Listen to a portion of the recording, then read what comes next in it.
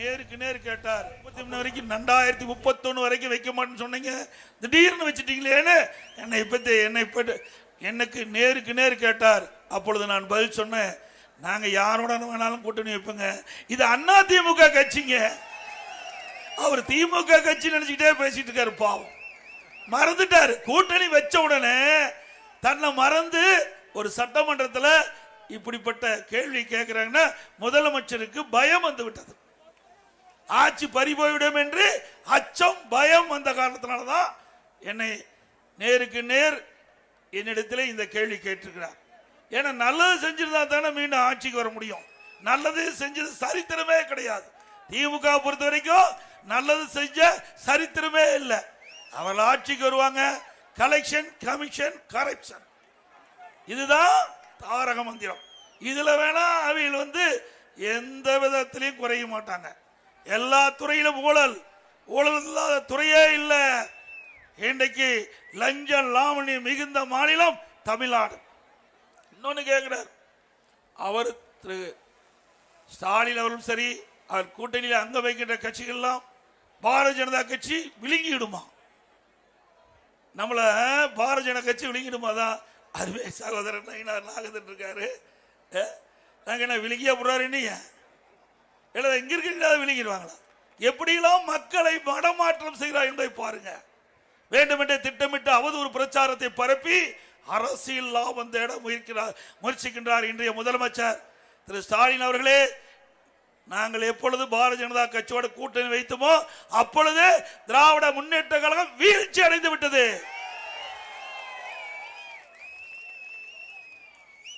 அப்புறம் இன்னொன்னு சொல்றார், திராவிட முன்னேற்ற கழக தலைவரும் சரி, அவருடைய கூட்டணியில் அங்க வைக்கின்ற கட்சி தலைவர்கள் பாரதிய ஜனதா கட்சி மதவாத கட்சி அப்படின்னு ஒரு அவதூறை பரப்பிட்டு இருக்கிறாங்க. ஏங்க, நாட்டில் 2 முறை பெரும்பான்மையோட வெற்றி பெற்று 3வது முறையும் வெற்றி பெற்று இந்த நாட்டை ஆளுகின்ற கட்சி பாரதிய ஜனதா கட்சி.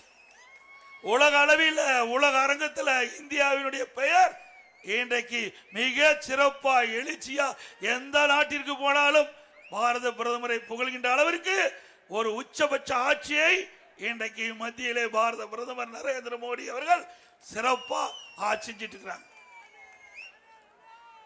அது பொறுக்க முடியல.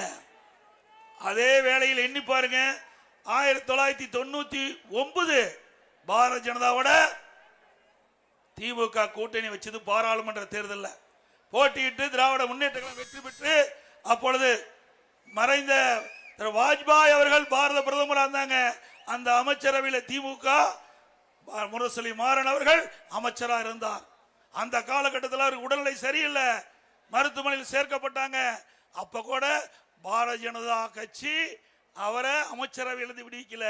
அதுதாங்க ஒரு நல்ல கட்சிக்கு அடையாளம். அந்த கட்சி அவர் உடல்நிலை சரியில்லாம இருந்தாலும் பரவாயில்லை, அவருக்கு கேபினட் அந்தஸ்து கூடிய இலாக்கல்லாத மந்திரியாக அவர் 1 வருட காலம் சிகிச்சை பெறுகின்ற பொழுது கூட அந்த மந்திரியை கொடுத்து அழகு பார்த்த கட்சி பாரதிய ஜனதா கட்சி. உண்மைதானே? அதுக்கு பிறகுதானே அவர் மறைந்து விட்டார், இறந்து விட்டார். பிறகு நாட்டுடைய பிரதமராக இருக்கின்ற மரியாதைக்குரிய வாஜ்பாய் அவர்கள் நேரடியாக அவருடைய இறுதி ஊர்வலத்தில் கலந்து அஞ்சலி செலுத்திட்டு போனார். 15 நாள் மறந்துட்டு காங்கிரஸ் கட்சியோட போய் கூட்டணி வச்சிட்டார். நீங்களா பேசுறீங்க? 15 நாள் பாரதிய ஜனதாவோட ஆட்சி அதிகாரத்தை அனுபவிச்சுட்டு மத்தியில் உடனே காங்கிரஸ் ஆட்சி, காங்கிரஸ் கட்சியோட இணைந்து போட்டியிட்டு அங்க வெற்றி பெற்று அந்த காங்கிரஸ் கட்சியில் மத்தியில் ஆளுகின்ற பொழுது அங்க மத்திய அமைச்சராக இருக்கிறாங்க. இப்படி இரட்டை வேடம் போடுகிற கட்சி திமுக கட்சி. பச்சோந்தி கூட கொஞ்ச நேரம் கழிச்சு தான் நிறம் மாறும். ஆனா திமுக அடிக்கடி நிறம் மாறுகின்ற கட்சி திமுக கட்சி. 2001 சட்டமன்ற பொது தேர்தல் அப்பொழுது பாரதிய ஜனதா கட்சியோட தான் திமுக கூட்டணி வைத்து போட்டியிட்டது. ஆக நாடாளுமன்ற தேர்தலிலும் திமுக கட்சி பாரதிய ஜனதா கட்சியோட இணைந்து போட்டியிட்டது. 2001 சட்டமன்ற பொது தேர்தலையும் பாரதிய ஜனதா கட்சியோட திமுக இணைந்து போட்டியிட்டது. அப்பெல்லாம் மதவாத கட்சியா தெரியல, குடும்பத்திற்கு ஆட்சி அதிகாரம் வர வேண்டும் என்றால் யார் கால் வேணாலும் விழுவாங்க, எப்படி வேணாலும் பேசுவாங்க. அப்படிப்பட்ட கட்சி தான் திமுக கட்சி. அண்ணா திமுக பாரதிய ஜனதா கட்சியில சேர்ந்தா இப்படிப்பட்ட அவதூறு பிரச்சாரத்தை பரப்பி அரசியல் லாபம் தேடுகின்ற கட்சி திமுக கட்சி. அண்ணா திமுக என்பதற்கு கொள்கை இருக்கின்றன, கூட்டணியும் கொள்கையும் வெவ்வேறு. ஒவ்வொரு கட்சிக்கும் ஒரு கொள்கை இருக்கிறது. பாரதிய ஜனதா கட்சி என்றால் அதற்கென்று ஒரு கொள்கை இருக்கின்றது. அண்ணா திமுக என்றால் அண்ணா திமுக என்ற ஒரு கட்சி கொள்கை இருக்குது. ஆனா திமுகவுக்கு கொள்கையே கிடையாது. அந்த கூட்டணியில் இருக்கிறவங்களுக்கு கொள்கை கிடையாது. திமுக தலைவர் பேசுகிறார், என் கூட்டணியில் இருக்கின்ற கட்சி எல்லாம் ஒத்த கொள்கையுடன்.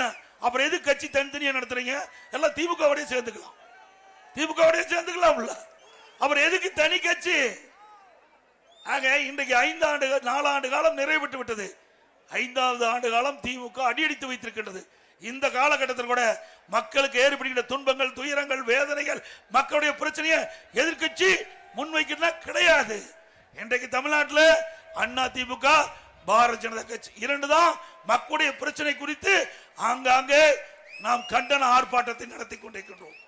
வேற எந்த கட்சியும் திமுகவை எதிர்த்து மக்களுடைய பிரச்சனைக்கு குரல் கொடுப்பதே கிடையாது. 2 கட்சி தான் பிரதான கட்சியாக இருக்கின்றது. இன்றைக்கு பிரதான எதிர்கட்சியாக இருக்கின்ற அனைத்து இந்திய அண்ணா திராவிட முன்னேற்ற கழகம் மக்களுடைய பிரச்சனைகளை முன்னிறுத்தி ஆங்காங்கே ஆர்ப்பாட்டத்தை நடத்தி கொண்டிருக்கின்றோம், ஆங்காங்கே உண்ணாவிரத்தை நடத்தி கொண்டிருக்கின்றோம், ஆங்காங்கே பொதுக்கூட்டத்தை நடத்தி கொண்டிருக்கின்றோம். ஆக ஆட்சியிலே இருந்தாலும் இல்லாவிட்டாலும் மக்களுடைய பிரச்சனை வருகின்ற பொழுது அதற்கு முதலாக குரல் கொடுக்கின்ற கட்சி அண்ணா திமுக கட்சி.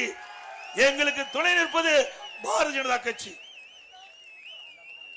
அது மட்டுமல்ல, இன்றைக்கு அண்ணா திமுக ஆட்சியில் தான் சட்ட ஒழுங்கு பாதுகாக்கப்பட்டது. எனக்கு முன்னாலே பேசிய பாரதிய ஜனதா கட்சியினுடைய தலைவர் பேசியது போல இன்றைக்கு தமிழகத்தில் ஒட்டுமொத்தமா சட்டம் ஒழுங்கு சீர்கெட்டு விட்டது, சட்ட ஒழுங்கு சந்தி சிரிக்கின்றது. இந்தியாவிலேயே சட்ட ஒழுங்கு மோசமாக இருக்கின்ற மாநிலம் தமிழ்நாடு. ஒரு காலத்தில் நம்முடைய காவல்துறை ஸ்காட்லாந்து காவல்துறைக்கு இணையாக போற்றப்பட்ட காவல்துறை இன்றைக்கு திமுக இன்றைக்கு ஏவல் துறையாக செயல்பட்டுக் கொண்டிருக்கிறது, கேவலமாக இருக்கிறது. இன்றைக்கு ஒரு 10 நாளுக்கு முன்பு 2 பேர் ஒரு எஸ்ஐ முகத்துல குத்துறாங்க. எஸ்ஐ முகத்துல ஒரு சப் இன்ஸ்பெக்டர் முகத்துல மாறி மாறி குத்துறாங்க. எஸ்ஐக்கே பாதுகாப்பு இல்லை, நமக்கு எங்க போய் பாதுகாப்பு கொடுக்க போறாங்க? அதே போல திருமதி கனிமொழி அவர்கள் சென்னையில் ஒரு பொதுக்கூட்டத்தில் பேசிட்டு இருக்கும் போது அங்கே இருக்கின்ற கூட்டத்திற்கு பாதுகாப்பு கொடுப்பதற்காக, பெண்களுக்கு பாதுகாப்பு கொடுப்பதற்காக பெண் காவல்துறை சேர்ந்த அந்த காவலர் பணிபுரிந்து இருக்கும் போது சில பேர் பாலியல் சீண்டல், யாரு பெண் காவலருக்கு, அவளுக்கே பாதுகாப்பு இல்லை, நமக்கு எங்க போய் பாதுகாப்பு கொடுக்க போறாங்க? இப்படிப்பட்ட ஆட்சி தேவையா? ஆக இப்படியே நாடு சென்று கொண்டிருந்தால் பெண்களுக்கு பாதுகாப்பே இல்லாத ஒரு மாநிலம் ஆயிரும். சிறுமி முதல் பாட்டி வரைக்கும் பாதுகாப்பே இல்லை. அவ்வளவு மோசமான ஆட்சி, அவ்வளவு ஆட்சி தமிழகத்திலே நடைபெற்றுக் கொண்டிருக்கிறது என்பதை நேரத்திலே குறிப்பிட விரும்புகின்றேன். அது மட்டுமல்ல, இன்றைக்கு முதலமைச்சர் கேட்கிறார், மத்தியில் இருக்கின்ற ஆட்சியாளர்கள் தமிழகத்திற்கு தேவையான நிதி கொடுப்பதில்லை, திட்டங்கள் கொடுப்பதில்லை என்ற ஒரு தவறான தகவலை, அவதூறு பிரச்சாரத்தை நாடு முழுவதும் பரப்பிக் கொண்டிருக்கின்றார். எண்ணி பார்க்க வேண்டும்.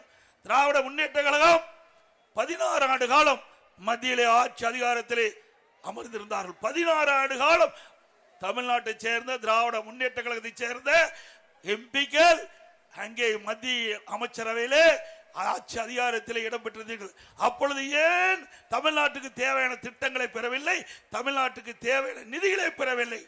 அப்பொழுதெல்லாம் குடும்பத்தில் இருக்கின்றவர்களுக்கு ஆட்சி அதிகாரம் வேண்டும். பிளே ஸ்டோர் மற்றும் ஆப் ஸ்டோரில் இருந்து பாலிமர் செயலியை QR கோடு மூலம் பதிவிறக்கம் செய்யுங்கள். செய்திகளை உடனுக்குடன் பெறுங்கள்.